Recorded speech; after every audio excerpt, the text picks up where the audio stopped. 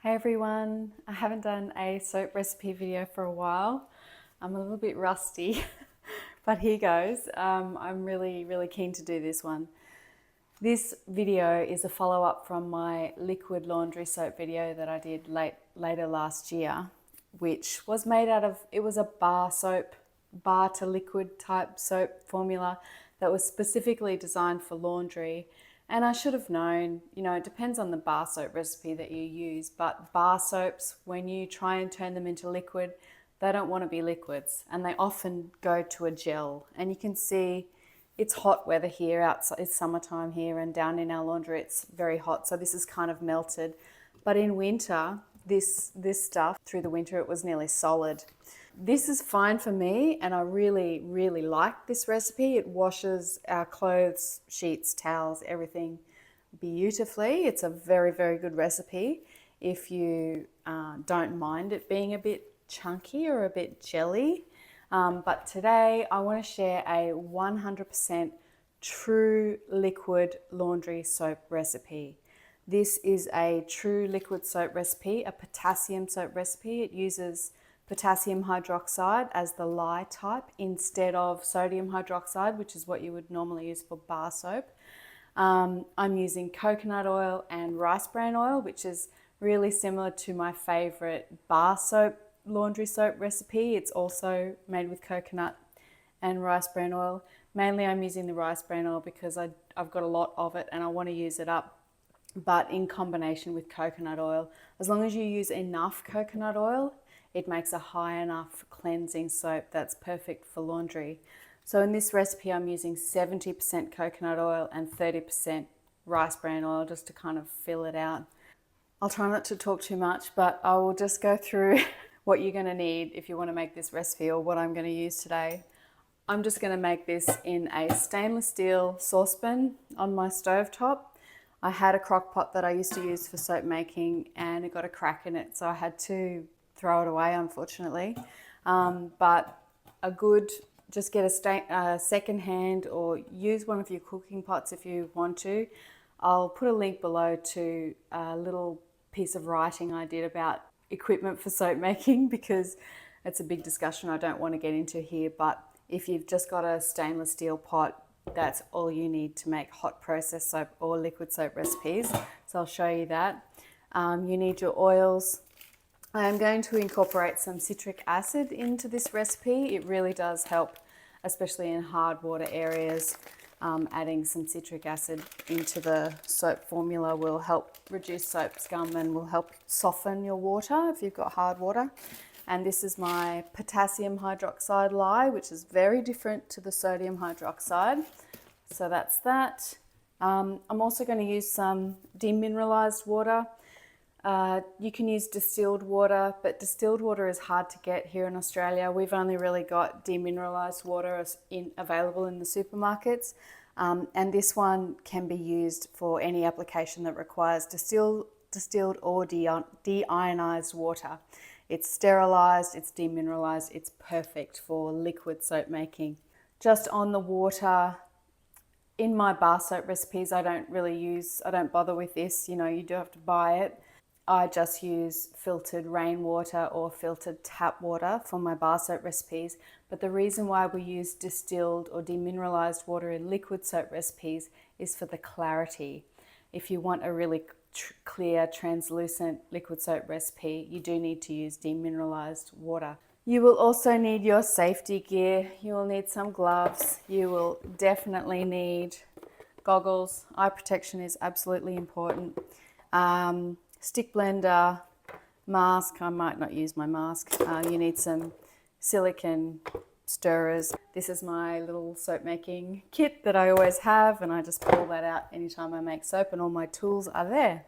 I'll just quickly also tell you the general specifications of this recipe. I will put the written recipe on my website with a link in the description box of this video, so you'll be able to find it. So you don't have to write anything down, but I'll just tell you quickly that for making this liquid soap paste, I'm using a 3:1 water to lye ratio.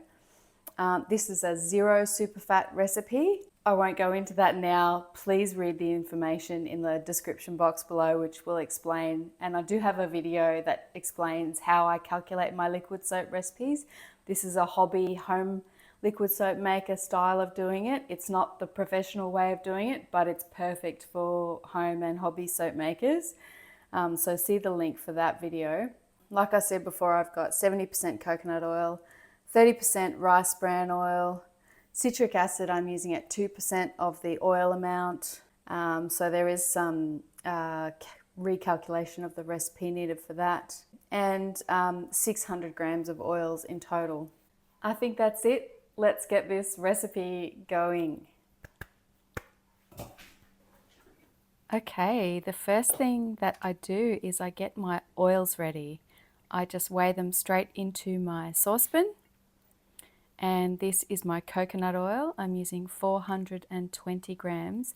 You can see that it's nearly almost all melted. It is summertime when I made this video, so my coconut oil is definitely not solid.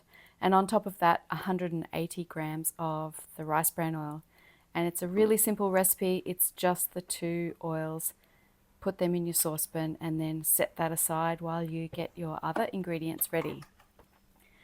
I'm going to weigh out the potassium hydroxide lye now, so I need my safety gear on. I've got my goggles over my glasses so I can see what I'm doing, but also be protected.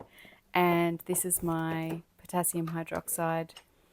I like to weigh my lyes, either for my potassium hydroxide or my sodium hydroxide for bar soap recipes, into a container and do that first, and then cover that and set it aside. You always need to keep these covered because they are hygroscopic, which means they attract moisture out of the atmosphere. So you have to always keep them covered, otherwise they go wet. And also for safety, you know, you really don't want anybody or anything getting anywhere near them while you're preparing your other ingredients. Next, I weigh out my citric acid. I'm using 12 grams of citric acid in this recipe. And you want about double the amount of citric acid in water to dissolve the citric acid. In some bar soap recipes, you can dissolve the citric acid into the water that you use to make the lye solution, but I don't do that with potassium soaps, with liquid soaps, because potassium hydroxide is really volatile and you just don't want any more volatility when you're making that lye solution. So keep the citric acid separate. Now I'm weighing out my water for the lye solution, and you can see I just turned the stove on, just on very low, to start warming up my oils, and I'm opening my windows. I'm opening up the house. Before that I had the air conditioning on, but I'd rather have the fresh air and the ventilation for soap making, so I open everything up. And when you're ready, very slowly, very carefully, with your safety gear on, pour your potassium hydroxide into the water. Never do it the other way around. Always the dry lye has to go into the water, and very gently stir that till it dissolves. Now I'm ready to get the soap paste batter together. I pour the citric acid water solution in first,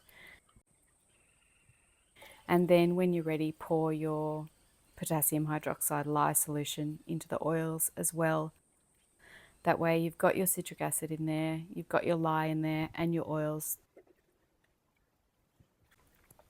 And that's all there is really to make this soap paste.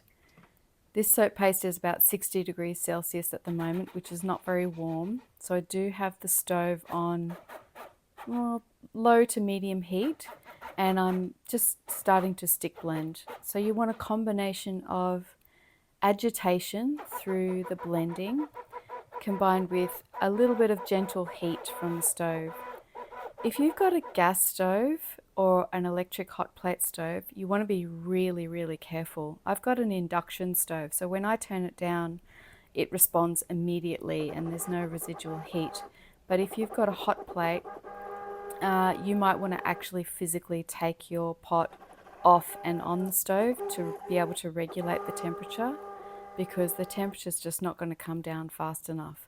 So have a think about your stove top and how fast it responds when you turn it up or down, because you really want to keep the temperature warm enough to get this soap batter cooking and thickening. You can see it's thickening there already. It only takes maybe about 5 minutes. You can see I've got this video sped up a fair bit. It shouldn't take too long, but you will need to blend it quite a lot, and it will need to be fairly warm. I would aim for about 70 degrees Celsius. I'll put all of this detail in the written recipe. Once it's starting to get thick, yeah, just watch that temperature. I do take the temperature of this throughout as I'm going along, just to make sure that it's not getting too hot. And just keep blending, keep stirring, keep monitoring the temperature until it becomes too thick for your stick blender, basically. You can see it's kind of a nice custardy texture there. And once it gets to a nice thickish custard texture, it actually looks just like custard. You can see the temperatures there is 70 degrees Celsius, so it's starting to get at a good temperature for cooking. You don't really want it too much hotter than that. You can see the steam coming off it. That's a very good sign that you've definitely got it hot enough. Turn off, take it off the heat at that point. So once you've got a nice thick sort of custard, you can leave it for a little while and just let it continue to do its thing. And then you can see in the bottom there, it's sort of gone a bit fluffy. Obviously, I must have left the heat on low there, but just be really careful. If you've got a hot plate stove, you might want to take it off completely, or wait till it comes down to a low temperature. You don't want to scorch the soap, but you will definitely get to this nice creamy mashed potato stage sooner if you do add some heat. It's 72 there, 160 Fahrenheit, 72 Celsius. So that's about the maximum temperature you are looking for. If you want to grab one of these thermometers, they are so good for soap making. I'll put a link to where you can get one of those in the description box. Now that I've got really nice thick mashed potato consistency, I'm just stirring, and I'm just going to, I think I've got the heat turned off at that point.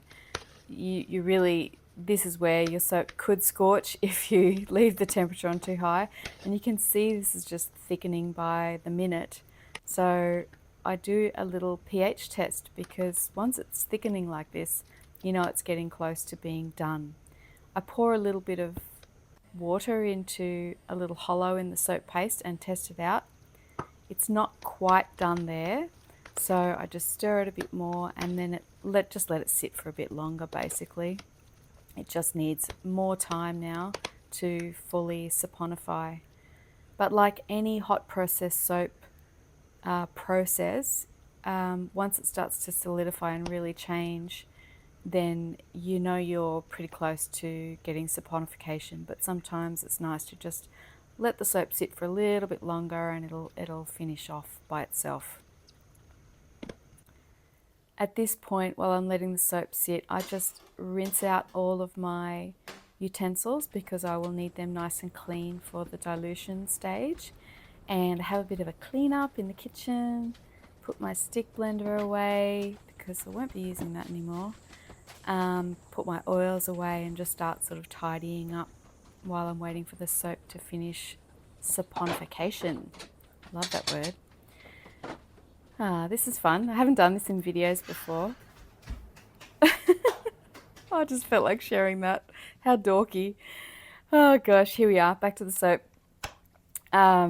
You can see it is so hard there. This is probably about half an hour later.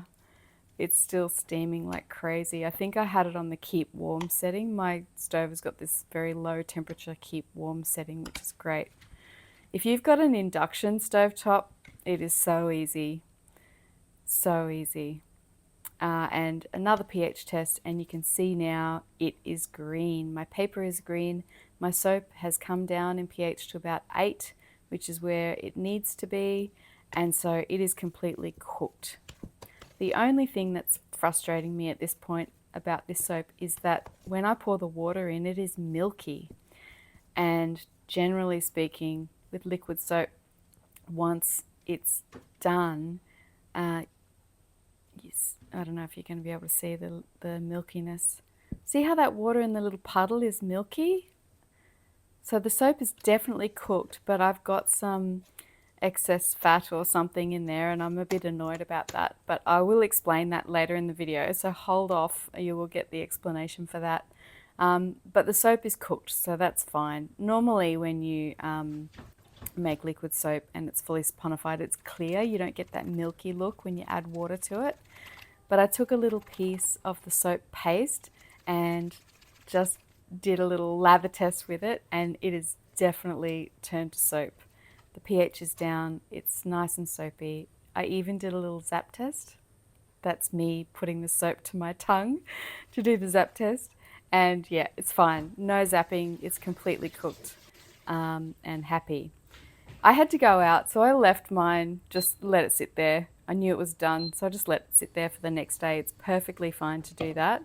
And now I'm ready to dilute my soap paste to turn it into liquid soap. I've got about 1200 milliliters of the demineralized water that I'm adding to this, and that's roughly about the same amount of water as paste. So it's a 1-to-1 dilution ratio for this recipe. And this soap, oh my gosh, I forgot how sticky and painful coconut oil based soap is. Liquid soap paste, it is so hard and sticky. It's really hard to get it off the bottom of the pot. But for diluting liquid soap, try and get it off the bottom of the pot as much as you can. And then I like to just get in there with the stick blender. You can add a little bit of heat if you like and just let it sit overnight and slowly let it dilute by itself. But I like to use a little bit of mechanical assistance. It only takes about 5 minutes. It seems a bit frustrating at first because the soap paste is so sticky, but once you really get it blending, and make sure you keep your blender head underneath the surface, otherwise you will just get crazy bubbles. So definitely keep it low and burp your stick blender so you don't bring up any air, don't incorporate any air into that. And you will soon have diluted soap paste pretty quick. I've just sprayed a little bit of alcohol on the top there to remove some of those big bubbles, and I'm stirring it around. And I had to go out again. Oh, you can see there's a little bit of paste left. That's okay. I ended up leaving this for, actually after this day, I left it for another couple of days before I finished the video just because I was busy. You can see here I turned the heat on. I did heat this up a little bit more just to aid the dilution of those last little bits. And once it's getting pretty hot and steamy and you've stirred it through, you can clear off some more of those bubbles if you like, and then just put the lid on it and just leave it. I put it on a cooling rack, get it off the stovetop, and just leave it. You want to leave it till it's completely cooled before you bottle it, and you'll see soon that I added some essential oils as well. Well, it has actually been a couple of days since I made the laundry soap, and it turned out really good, except one thing that I just need to explain to you guys. I'm not exactly sure what the issue is with this. I think it's that my potassium hydroxide, so my lye, is actually pretty old and they don't last forever. I actually rang George from Dawn Organics. We had a bit of a talk about it because I thought it might be that, and I wanted to ask him what he thought. He's a really experienced liquid soap maker. But yeah, he thought the same as me. My lye was quite old, and what happens with your lye, and this goes for sodium hydroxide or potassium hydroxide, is that when it gets too old, it degrades a little bit. It also can take on a bit of moisture from the environment, even though I do keep mine in a really dry, cool place. And it loses its potency. So what can happen is if you formulate your recipe with a 0% superfat, but your lye is really old, you can end up with a little bit of a creamy, slightly fatty, soapy layer on the top of your liquid soap, which is slightly annoying, but you know, you just end up with this kind of creamy soap on the top. This is still soap, don't get me wrong. You know, you could go to lots of trouble and kind of scoop that off the top if you wanted to. It's only a really thin layer. You can't really even, like I did scoop a little bit off there. If you look underneath, I don't know if you can see that, but if you look underneath, it's perfectly clear soap underneath. Can you see that? Ah, yeah, I don't know if you can see. So if you're unlucky like me and you use Old Lye and you get a little bit of a super fat in your liquid soap, if it's for laundry soap, don't worry about it. Don't worry about it. It is a fatty layer on the top, but it's not fat. It's actually mixed with soap.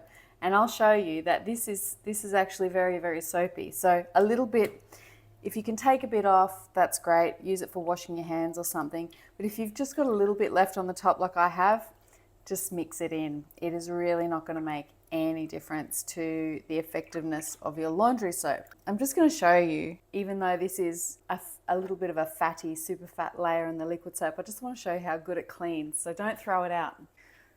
I'll just grab a little bit of this on my fingers. Even this fatty layer in your liquid soap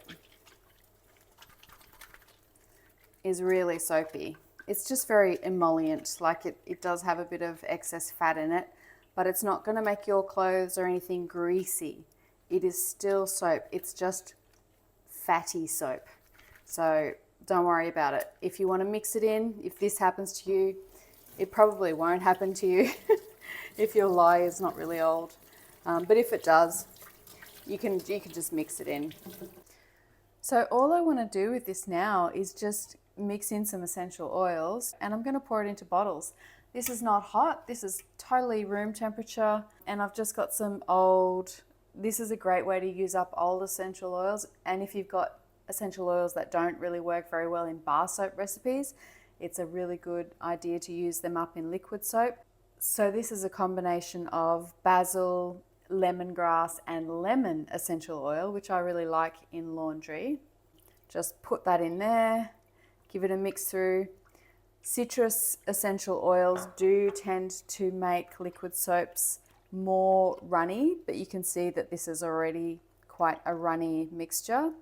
It's very, very liquid. It's not thick at all, but that's fine. This is just for the laundry, so it doesn't matter. You're just looking for a liquid. There are some essential oils that will thicken liquid soaps. Eucalyptus is a good one for thickening. Sometimes lavender thickens a bit too. I can't actually remember off the top of my head which ones thicken now and which ones don't. And there we go. That's all mixed through. It smells so good. I used 5 grams of basil and 10 grams each of lemon and lemongrass. So it's a little bit basil-y, but mostly sort of lemony and fresh. It's really nice for the laundry. And to make it easier, I'm going to pour into this jug first.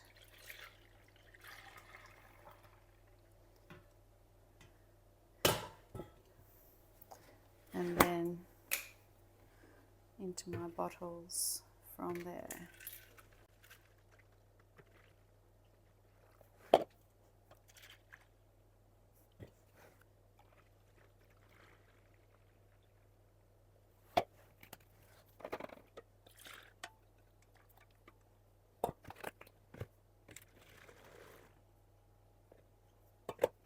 So this made just over 2 litres of laundry liquid, this recipe.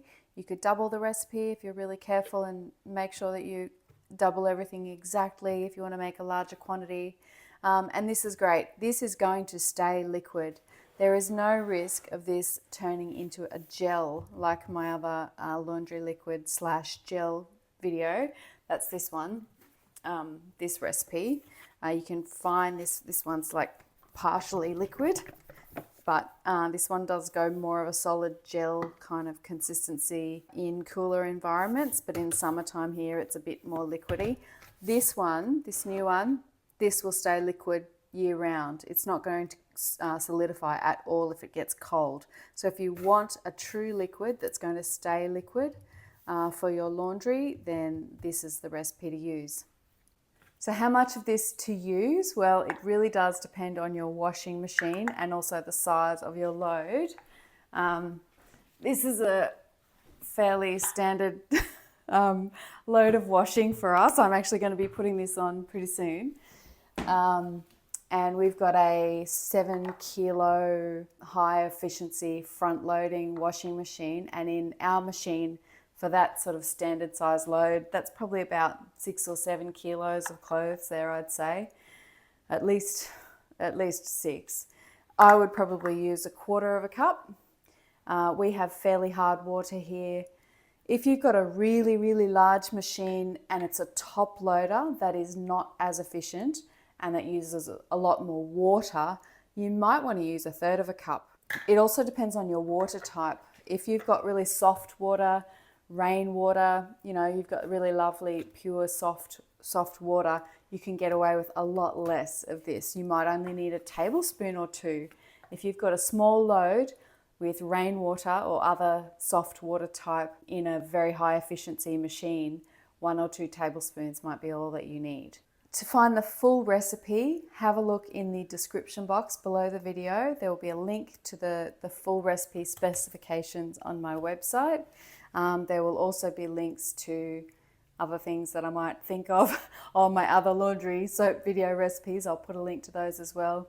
And I'll also put a link to my Buy Me a Coffee page. If you enjoyed this video and you got something out of it, please consider supporting my channel through buymeacoffee.com/ElliesEveryday. You can make a donation if you so desire.